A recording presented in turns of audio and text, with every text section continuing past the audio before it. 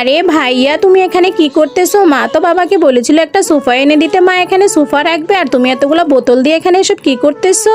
আরে আমার বোন, আমি তো মায়ের জন্য সোফাই বানাচ্ছি। মা তো কালকে বাবাকে বলেছিল মাকে একটা সোফা কিনে দিতে, কিন্তু বাবা তো সাফ সাফ জানিয়ে দিয়েছে মাকে কোনো সোফা কিনে দিতে পারবে না। তাই তো মায়ের মনটা অনেক খারাপ হয়ে গেছে, তার জন্য আমি মায়ের জন্য এখানে সোফাই বানাচ্ছি। বন্ধুরা, শেষে কি আমার ভাইয়া সত্যি সত্যি মায়ের জন্য সোফা বানাতে পারবে? কিন্তু তার আগে বন্ধুরা, একজন মা তার সন্তানকে মানুষের মতো মানুষ করে ঘরে তুলতে কতই না কষ্ট করে, কিন্তু সেই মায়ের জন্য আমরা কেউ ভিডিওতে লাইক সাবস্ক্রাইব করি না। মাকে যদি মন থেকে ভালোবেসে থাকেন তাহলে ভিডিওতে একটি লাইক করে চ্যানেলটি সাবস্ক্রাইব করে যাবেন, আর কমেন্টে সুন্দর করে আই লাভ ইউ মা লিখে যাবেন। এই তো বন্ধুরা দেখো, ভাইয়া কত সুন্দর করে মায়ের জন্য একটা সোফা বানিয়ে দিলে। এখন তো মা দেখে অনেক খুশি হয়ে গেল।